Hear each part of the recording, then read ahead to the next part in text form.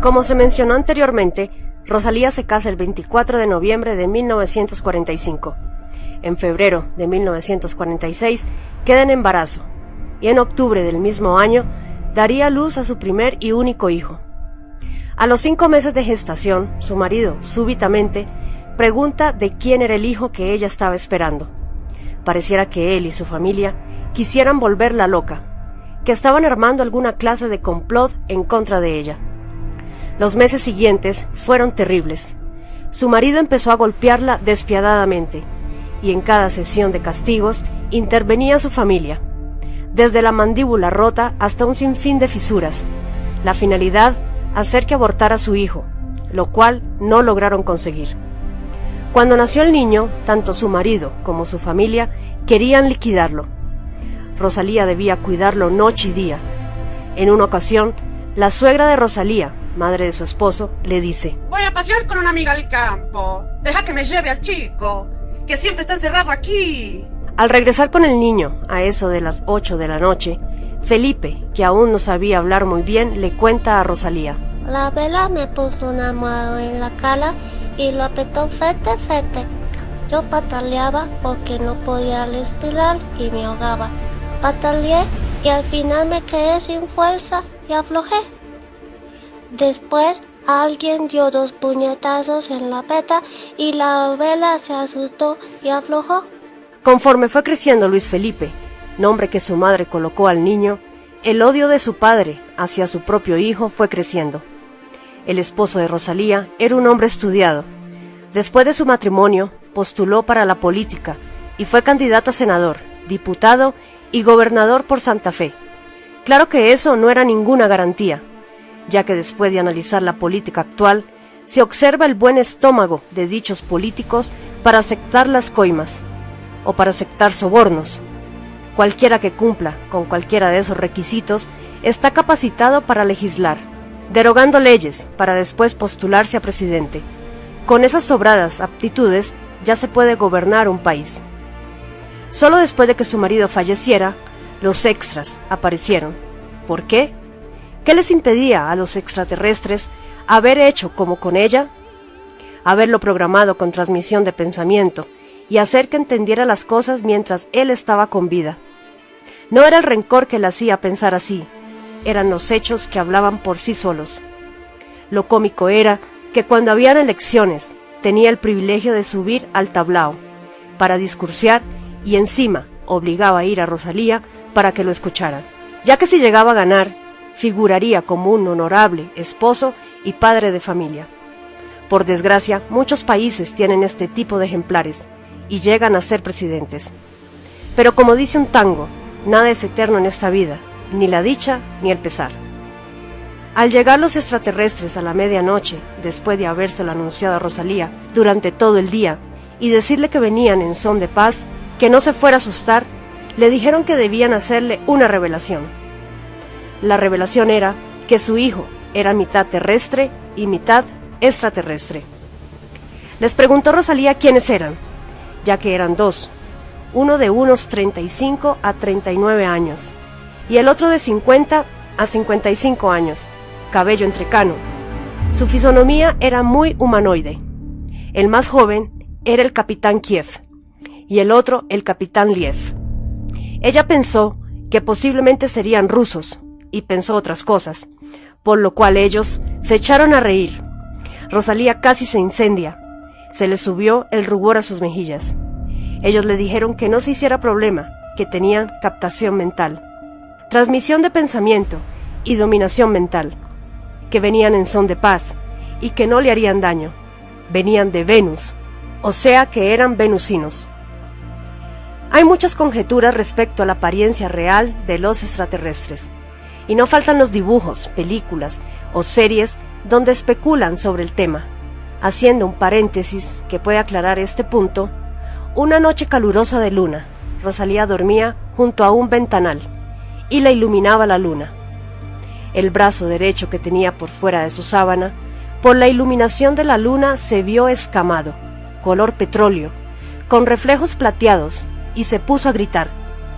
Fue Felipe, y ella le explicó lo que pasaba, y él le dice: Ah, por fin, ya lo viste, Sonsa. Si descendemos de ellos, somos lagartos de agua. Rosalía quedó aterrada, pero refutó. No me digas que nos volvemos lagartos. A lo que Felipe responde. Sí, viejita, estamos en el fin de los tiempos y debemos volver a nuestro origen. ¿No te gusta? Sí, son nuestros ancestros. Rosalía casi vomita. El terror no la abandonaba y le dice. Bueno, yo creí que eran los monos. Ya estaba familiarizada con los monos.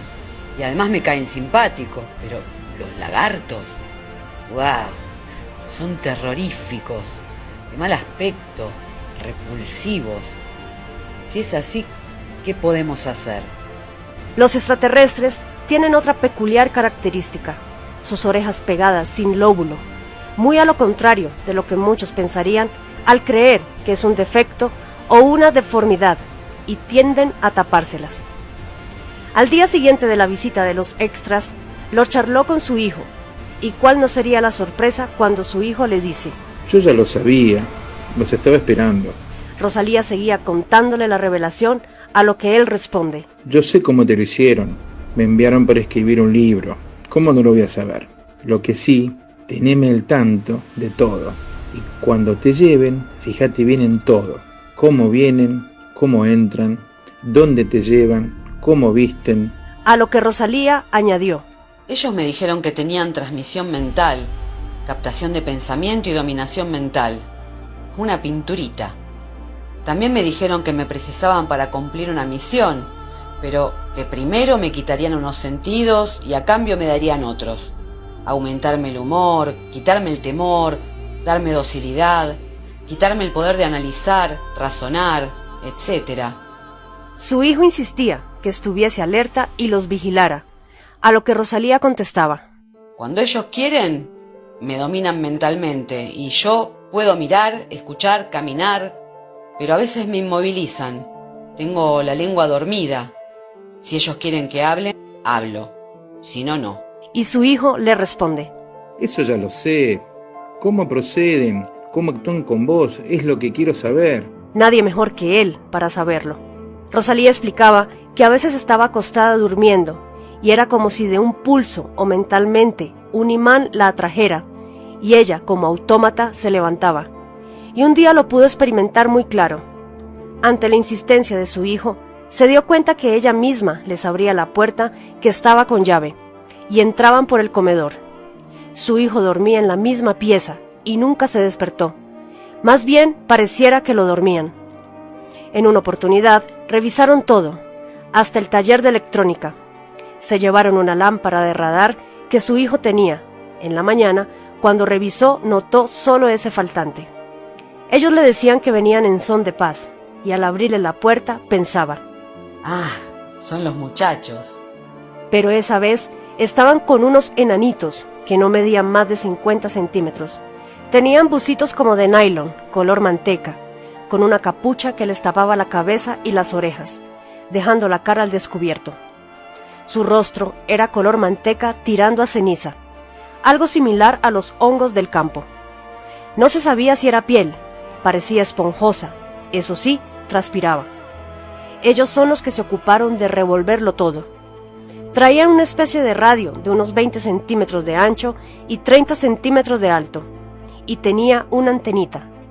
Lo pusieron sobre un aparador. Rosalía en un descuido se los quiso quitar, y uno de los enanitos sacó una especie de pistola de la cintura, y la fumigaron con un líquido que se vaporizó. Ella empezó a saltar y a gritar porque se moría del frío. Rosalía se dirigió a los que eran físicamente humanoides, los terrestres que traían a los enanos, y les dijo: ¿No me dijeron que venían en son de paz? Y ellos responden: Creíamos que querías quitarnos el aparato. Rosalía prosiguió diciendo: Sí, se los quería quitar porque así me lo pidió mi hijo. Él quiere algo de ustedes, para comprobar realmente que ustedes estuvieron aquí. A lo que ellos responden: Él lo comprobará en su momento. Y con esas palabras se retiraron, cortándose de inmediato el frío que Rosalía sentía. Cuando ya ocurrían las visitas, Felipe quedaba con bastante curiosidad, por lo que una noche fueron a ver por dónde habían venido. Se observaba en la tierra húmeda las pisadas de los enanitos y las pisadas normales de los humanoides. Las siguieron y justo terminaban junto a un árbol centenario de olivo. Donde comenzaban sus ramas, Felipe solía sentarse. Sus ramas hacia arriba formaban en el nacimiento un perfecto asiento. El grosor del tronco del árbol no lo podían ni abrazar 3 hombres juntos. Lo incomprensible se hizo comprensible, ya que con el correr del tiempo supieron el por qué detenían suspendida en el aire la nave arriba del olivo, no para trepar, ya que ellos hacían ¡shup! Y algo los succionaba, introduciéndolos hacia arriba y cerraban la escotilla.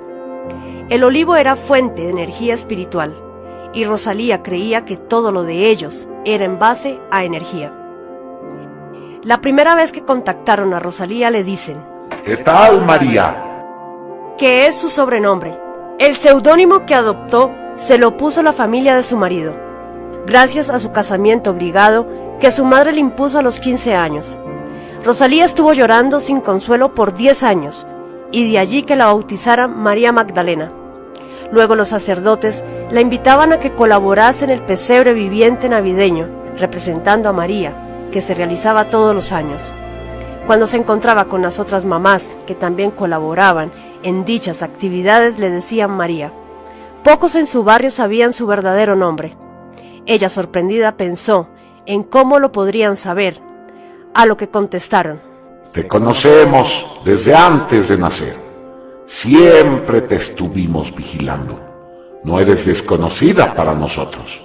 Los extras la dejaban hablar solo si ellos lo creían conveniente. De lo contrario, de la infinidad de veces que la llevaron, le dejaban en la memoria lo que creen que es conveniente, y lo que no, se lo borraban. Le decían que tenían captación mental y dominación mental. Con solo mirarlos, ellos podían emplear esos poderes cuando fuese conveniente. La dominación parcial o total es lo más clásico en ellos. De allí que se dice, quedé paralizada. Rosalía diría, impedida de movilizar tal o cual miembro o sentido. Es sistemático, efectivo para las distintas tareas que deben realizar. Entre las experiencias de abducción que Rosalía más recuerda, fue cuando se dio cuenta de que estaba en una camilla y había 3 médicos de guardapolvos blancos, 3 de cada lado de la camilla, entre varones y mujeres 6.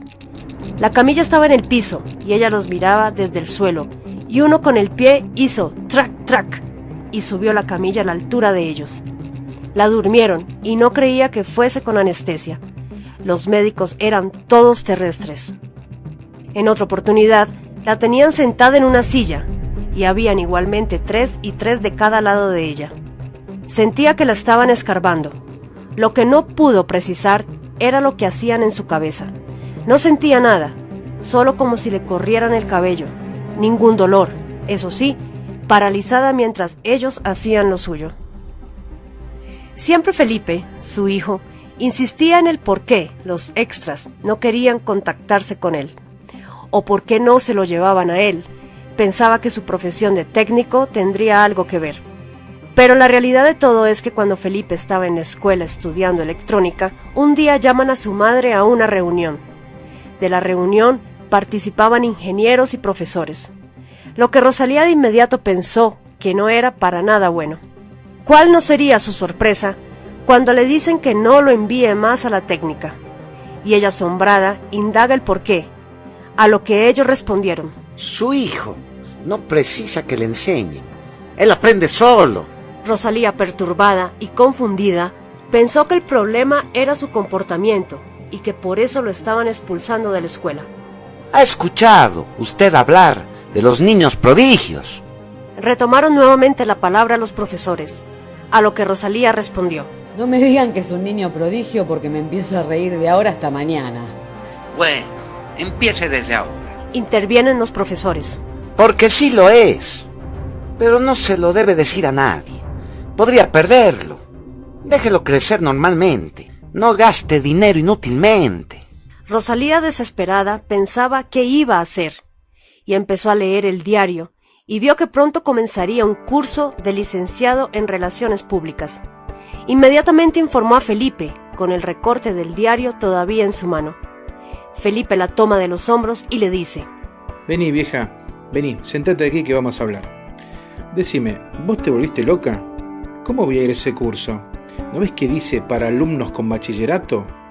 Rosalía le contestó: ¿Y a vos qué te importa? Vos vas, te anotás y chau.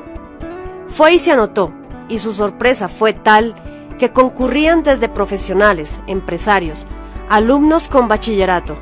Felipe era el más chico y el único que sabía, el que levantaba la mano, el que daba respuestas, a lo que Felipe solo pudo decir: Vieja, ¿cómo sabías que yo sabía?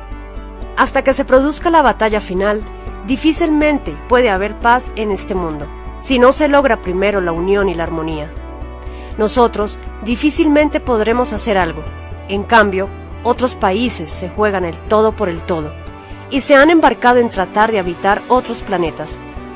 Rosalía no sabía qué iría a suceder, pero sea lo que fuere, esperaba que la paz y la prosperidad estuviese con nosotros. Pero no está de más recordar las ciudades mayas abandonadas sin dejar rastros de ningún superviviente. Y siempre se dijo que debían haber emigrado a otros mundos. ¿Y cómo? Si alas no tenían. Entonces los trasladaban. ¿Y quiénes? ¿Y cómo? ¿Y por qué? ¿Y para qué? Hasta que en cada institución, en cada repartición o estamento, no se tome conciencia para erradicar de su entorno los que son seres nefastos. Quizás les causen admiración y sean dignos de envidiar. Derraman admiración por su audacia, son osados, pero en esa misma forma y calibre son utilizados por las fuerzas de poder. Entonces, ¿dónde están? ¿Y para quién o quiénes son los derechos humanos? ¿Qué abarcan? ¿O los militares y sus familias no son humanos? Y si el código militar que los ampara está copado, sometido al poder político, ¿quién ampara a los de menor grado? Si la protección fuese de la misma magnitud, entonces sería equitativo y habría primado el derecho a la equidad. En cambio así, la desproporción es total y la desprotección temeraria. Entonces, ¿dónde está la justicia? Quedan librados a su propia suerte y a proteger sus vidas de las agresiones externas. Si las Fuerzas Armadas protegen la soberanía de una nación y ofrendan sus vidas en aras de la libertad, ¿qué más pueden ofrecer? Si es lo máximo que el superior les brindó y se desvaloriza con tanta ligereza ante cualquier confabulación o entuerto hecho por ambos poderes en contienda, desmoralizando hasta el suicidio por la bajeza y tan vil traición. Estos desgraciados acontecimientos finalizarán a partir del 2001. Los extras advierten: Las ratas en este universo no tendrán cabida. No habrá madriguera en la que puedan esconderse, ya que están todas identificadas, hasta sus costillas contadas. En el mundo ya no hay más espacio, a no ser que se encaramen en algún módulo espacial como polizontes. Es una infinidad de tiempo transcurrido y solo los ha movido el afán de destrucción en todas sus formas, material, espiritual y moral. Todo ha sido pasto para su avaricia.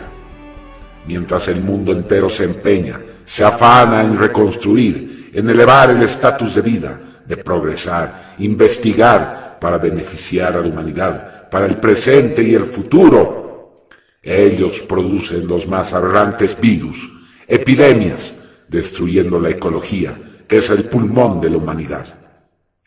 El mundo está cansado, las razas agobiadas de luchar, de sufrir en vano, sin ver los resultados por la supervivencia, la cual ya no les brinda ni siquiera el deseo, la ilusión, la algarabía de seguir empujando el carro de la ambición de los otros. Sin consuelo por tanta indiferencia, tanta desidia, colmaron el cuerno de la abundancia a costa de la humanidad y beneficio de los siniestros y ambiciosos extraterrestres destructivos. Por ello, la batalla entre las dos facciones extraterrestres es inminente, y los que quieran y pretendan mediar para seguir obteniendo beneficios y prebendas seguirán siendo cómplices beneficiándose en parte y condenando a la mayoría, la cual ya dice: ¡basta! El clamor fue escuchado. En este campo no queda nadie exento. Creen a pie juntilla que están protegidos. ¿Protegidos de qué? ¿Por quién? Cuando creen que ya han cumplido con creces y creen, esperan o pretenden retirarse. Ingenuamente piensan: ya tengo la casa, el auto y unos ahorros. ¿Para qué más? Estuvieron haciendo las cosas prolijamente, cosa de preservar su preciosa vida durante 10, 15 o 20 años, y se piensan retirar. Y ¡oh, qué desgracia! Murió en un enfrentamiento, o bien pisó una cáscara de banana y dejó de existir. Trayecto al hospital. No se salvará ni la comunidad informativa. Ya no queda espacio ni tiempo para la especulación. O se salvan todos o se hunden todos con el barco. No hay alternativa. La humanidad está agobiada, sin esperanza, decepcionada, desilusionada, sin presente ni futuro. No hay nada adelante ni atrás, solo abismo.